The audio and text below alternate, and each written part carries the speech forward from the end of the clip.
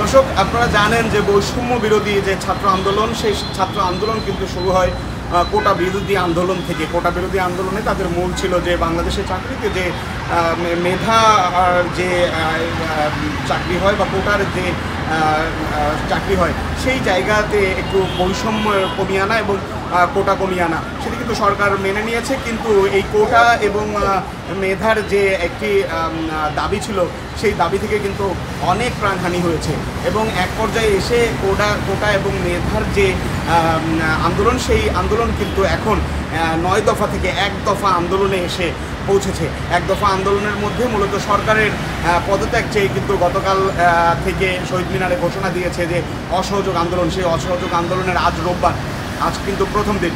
আমরা পুরো ঢাকা আপনাদের ঘুরিয়ে দেখাতে চাই এবং ঢাকার যে অবস্থা সেটি কিন্তু আপনাদের জানাতে চাই। এখন আমরা যে সড়কটিতে রয়েছি, এটি হলো, আপনারা জানেন যে মিরপুরের যে মিরপুর সড়ক, সেই মিরপুর সড়কে আমরা রয়েছি।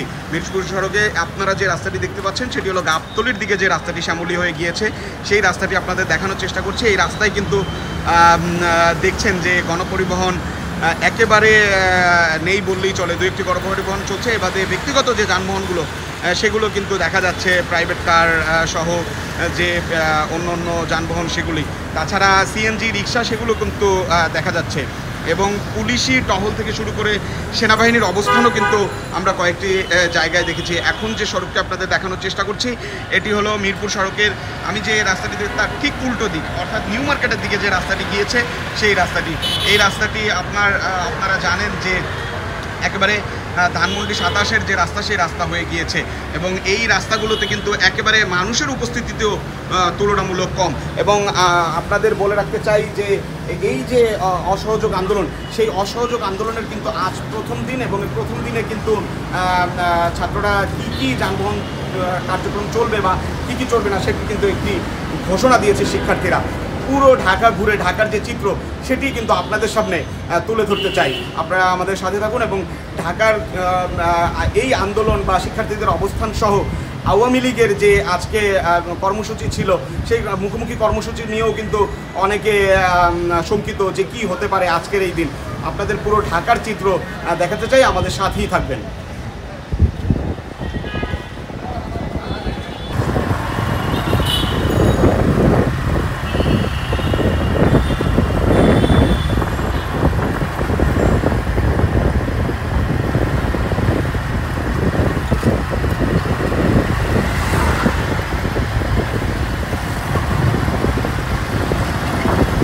দর্শক, বৈষম্য বিরোধী ছাত্র আন্দোলনের যে 1 দফা, সেই 1 দফায় কিন্তু আজ রোববার প্রথম দিন চলছে।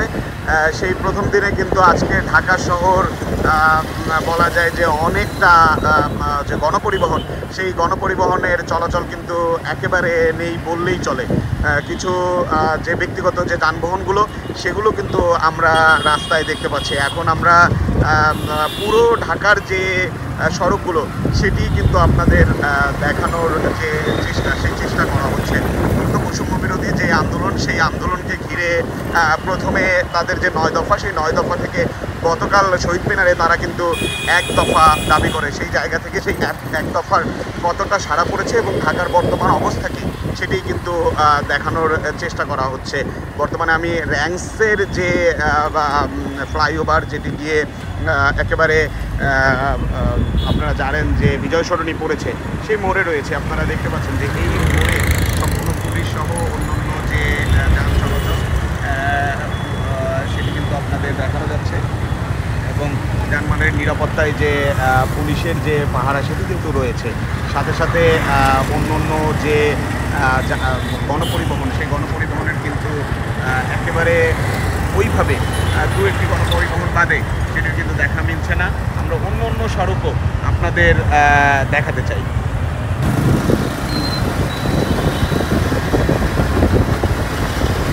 বৈষম্য বিরোধী ছাত্র আন্দোলনের যে 1 দফা দাবি, সেই 1 দফার মূল হলো বর্তমান যে সরকার রয়েছে, সেই সরকারের কিন্তু পদত্যাগ এবং এই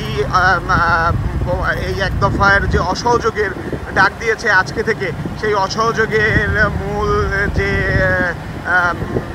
চাওয়া, সেটি হলো সরকার পদত্যাগ করা না পর্যন্ত সরকারকে সম্পূর্ণভাবে অসহযোগিতা করা এবং সব ধরনের যে রাষ্ট্রীয় কার্যক্রম সেই কার্যক্রম থেকে সাধারণ জনগণ তাদের কিন্তু একেবারে যাতে করে তারা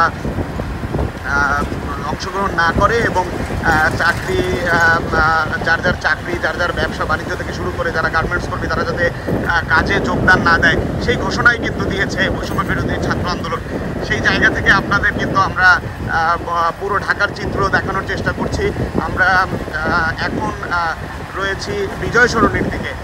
আমরা এর আগে আপনাদেরকে মহাখালী থেকে যে মগবাজারের সড়ক সেটি দেখানোর চেষ্টা করেছি, সেটিতে কিন্তু একেবারেই গণপরিবহন নেই বললেই চলে। আমরা কিন্তু এখন র্যাংস ব্রিজ থেকে নেমে বিজয় সরণির দিকে যাচ্ছি। সেখানেও কিন্তু আমরা দেখছি যে এই রাস্তাটা কিন্তু সবসময় এই টাইমে, বিশেষ করে সকালের সময় কিন্তু অনেক ব্যস্ত একটা শহর এবং এই জায়গাটি অন্তত একেবারে যানজটে ভরা থেকে সেটি কিন্তু এখনও আমরা দেখতে পাচ্ছি। আমরা এখন একবারে বিজয় সরণির মোড়ে চলে এসেছি। আপনারা দেখতে পাচ্ছেন বিজয় সরণির মোড়ে আর্মির যে টহল, পুলিশের যে বিষয় সেটিও কিন্তু আমরা দেখতে পাচ্ছি এবং এই জায়গা থেকে কিন্তু আমার মনে হয় যে বিজয় সরণির যে মোড়ে সেই মোড়ে কিন্তু চলাচল একেবারেই কম।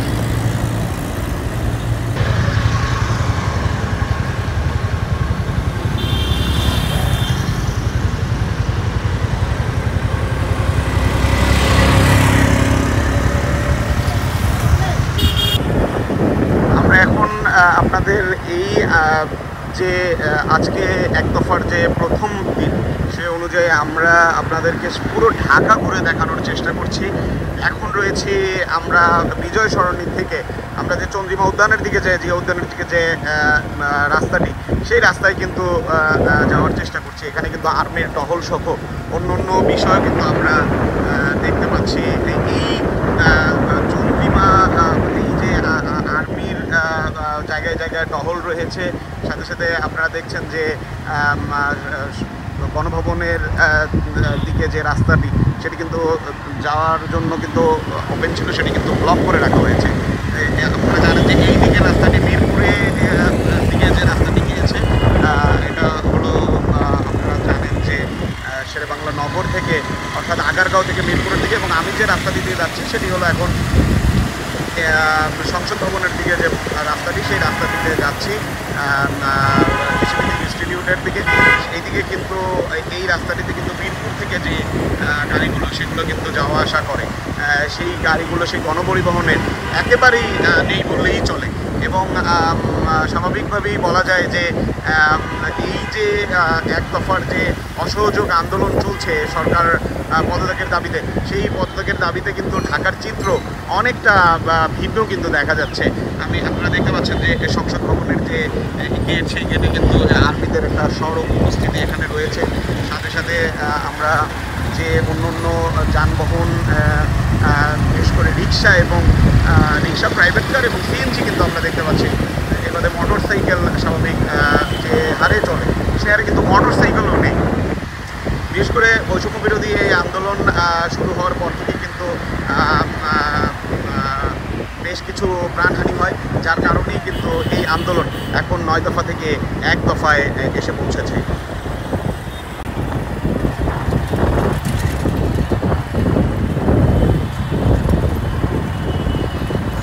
আমরা সংসদ ভবনের দিকে যাচ্ছি, কৃষিবিদ ইনস্টিটিউট অর্থাৎ ফার্ম গেটের দিক থেকে সংসদ ভবনের দিকে যাচ্ছি।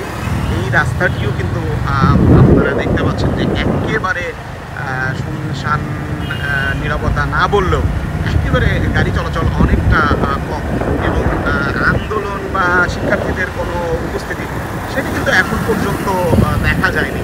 তবে এই যে বৈষম্য বিরোধী আন্দোলনের এক দফার প্রথম দিনে যে চিত্র সেটি কিন্তু আসলে ঢাকায় এই চিত্র কিন্তু চোখে পড়ার মতো। এবং সংসদ ভবনে বিশেষ করে যে নিরাপত্তা বাহিনীদের যে উপস্থিতি সেটি কিন্তু আপনারা দেখছেন যে সংসদ ভবনের গেটে এখানে আর্মি রয়েছে, ট্যাঙ্ক সহ, এবং তারা কিন্তু নিরাপত্তার জন্য রয়েছে। সাথে সাথে পুরো রাস্তা জুড়েই কিন্তু আমরা দেখেছি যে এই অবস্থা একেবারে পুরো রাস্তা জুড়ে। এবং আমরা সম্পূর্ণ একেবারে বলা যায় যে পাটনা রোড থেকে শুরু করে গুলশান বনানী হয়ে যে মহাখালীর মগবাজার ফ্লাইওভার যেটা রেঞ্জ ফ্লাইওভার সেটি পার হয়ে আমরা বিজয় সরণি পার হয়ে আমরা কিন্তু গণভবনের দিক থেকে এসেছি। সেই জায়গায় কিন্তু আমরা দেখেছি যে গণপরিবহনের খুব একটা নেই এবং এই যে ব্যক্তিগত যান চলাচল সেটিও কিন্তু একেবারে কমই বলা যায়। এবং আপনারা জানেন যে ঢাকায় এখন বর্তমানে যে পরিমাণে ব্যক্তিগত যান প্রাইভেট কার রয়েছে সেগুলোও কিন্তু অনেক বেশি, কিন্তু সেগুলোও কিন্তু আমরা অনেকটা কম দেখেছি। আমরা এখন নিউ মার্কেটের দিকে যে রাস্তাটি সেটি যাচ্ছি, আপনারা জানেন যে এটি গাবতলীর দিকে এবং এই রাস্তাটি হলো নিউ মার্কেটের দিকে। এই রাস্তা নিউ মার্কেট থেকে যে ঢাকা বিশ্ববিদ্যালয়ের দিকে অর্থাৎ ইডেন কলেজের দিকে যে রাস্তাটি সেটি কিন্তু এই রাস্তাটি গিয়েছে, সেই রাস্তাটি আপনাদের দেখানোর চেষ্টা করছি। এই রাস্তারও কিন্তু একই চিত্র, এই রাস্তায়ও কিন্তু গণপরিবহনের সংখ্যা খুবই কম এবং মোটামুটিভাবে বলা যায় যে এই রাস্তার যে চিত্র তাতেও বলা যায় যে এই বৈষম্য বিরোধী আন্দোলনের ফলে এখানেও কিন্তু গণপরিবহন সেটি কিন্তু চলাচল একেবারেই কম হচ্ছে। আপনারা দেখুন একটি মোটরসাইকেল যানবাহন, রিক্সা এবং প্রাইভেট কার ছাড়া অন্য কোনো যানবাহন কিন্তু তেমন একটা চোখে পড়ছে না।